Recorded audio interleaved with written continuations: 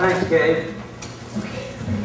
It is indeed an honor to have Ms. Yocheved Artzi back in Douglas. She's been a speaker at South Georgia College before, and she is here with her husband Israel and a friend Menachem, who's here visiting them for a while. I want to just have a very brief introduction and start her off with a question. What if the most important event in your lifetime happened before you were born, and you knew little or nothing about it until you were an adult? I suppose if that happened, that you need a biographer, for one thing, to tell you all those stories that you didn't know. And you'd also need a therapist to make sense of it all. Our speaker today has perhaps uniquely led such a life. As the daughter of a survivor of Auschwitz and a licensed therapist herself, who continues to hear the stories from her mother that took more than 50 years to even begin to tell, and who has spent much of her life trying to understand them as few people can. We are fortunate to have her here to help us understand as well. She has written a book, Stealing German Bread, and she has copies of it. And I think her willingness to speak to audiences throughout Georgia and the United States is a great gift and a testimony to the power of stories to teach, to provide hope, and also to warn. Following her remarks, she'll be glad to answer your questions. So, without further ado, I'll welcome our speaker. Thank you.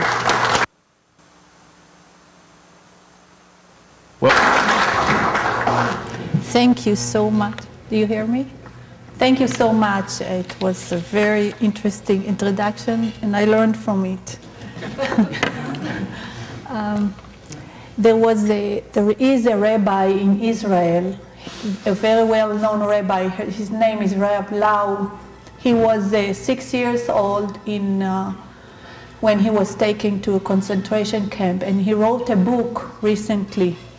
And he said, in his book, he said, the only way to tell about a major trauma or such as the Holocaust is to tell a single story, because people, children, students, adults cannot comprehend major event like the impossible to understand. It is so painful and so big. So he said, just tell a story of a single person. I read it after I finished my book, and I said, wow, I did it.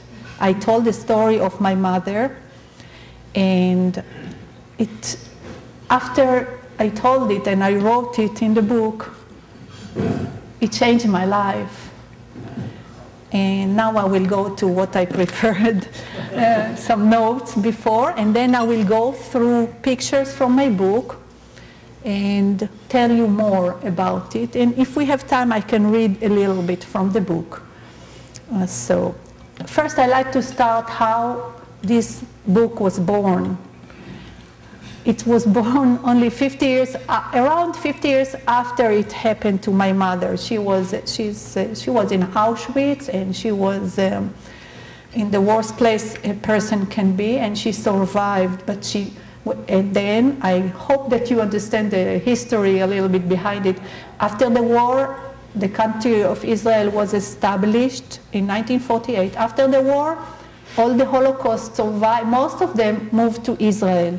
So I was born in Israel in 1951, a few years after the war. But I grew up in a country, most of my neighbors, all my neighbors were Holocaust survivors. So if you can just imagine in cities and neighborhoods and people that just went through a major trauma, they lost their family, they lost their children, they restarted their own life again. Some of them never talked about what happened only a few years earlier. and some didn't stop to talk. My mother was one of them that she didn't talk. She didn't want to tell me, and I was a very curious child because I knew that something bad happened to my mother and my nation, but I wanted to hear from her. She used to say, read it in books, you can study in school, they will teach you in school. She never talked. Only when I moved to America 20 years ago, when I moved with my family, she started to tell me the story through the telephone.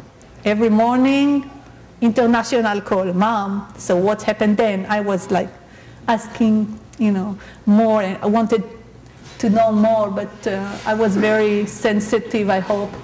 So she told me all the stories, and I wrote it down, and I have a private practice clinic in Thomasville. And there was a very slow time, with clients, sometimes no show, and rather than get upset, I was happy when they didn't come. I started to write my book. So in between clients, in between no shows, I started it, and I finished it. It took me 3 years. And so this book was born from different reasons. First, my mother wanted everybody to know what's happened there, so it will never happen again. That's her wish.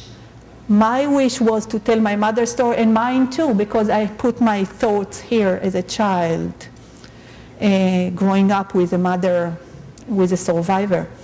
And also to fill up the gap between no shows, something healing for myself too. Always. And the purpose of this book, as I said, the purpose is not just feel sorry for me. We are miserable. I like to take the approach of see how a woman can survive. How can a person, a human being, can survive in difficult time? Through major trauma, you can survive and get even stronger. And another story is how my mother was helping her sister, who wanted her to survive. To me, this is the most interesting story. She wanted her to survive. She stole a bread in Auschwitz to feed her sister. She did anything possible to sustain her life, but unfortunately, she died 2 days after liberation. Her sister, which I'm named after her, Yocheved. So I also have another reason. In fact, it was not a reason, but it's happened that when I wrote the book, when I finished it, we started to hear so many people talking about denying the Holocaust. So when I finished the book, this Holocaust deniers started to talk loud in other countries, in Iran, we have enemies. My other country, Israel, has a lot of enemies. So when I had the book in my hand and I said, okay, Holocaust deniers, they will read the book somewhere, sometime, who knows. Made me feel that I did something very important. And you know the meaning of the name of the book. It's my mother stole a bread in Auschwitz to revive her sister, and she almost got killed. If you steal a bread in Auschwitz, they catch you, they kill you. But she got, it's a miracle to me, still a miracle. I don't fully understand how she did it, but she did it. She survived. She ran away. Dogs and SS were running after her, and she escaped miraculously, and she survived. My mother is 92 years old. She's in a nursing home. She lives in Israel, and she knows about the book. I tell her, every morning I call her. Today I didn't call her.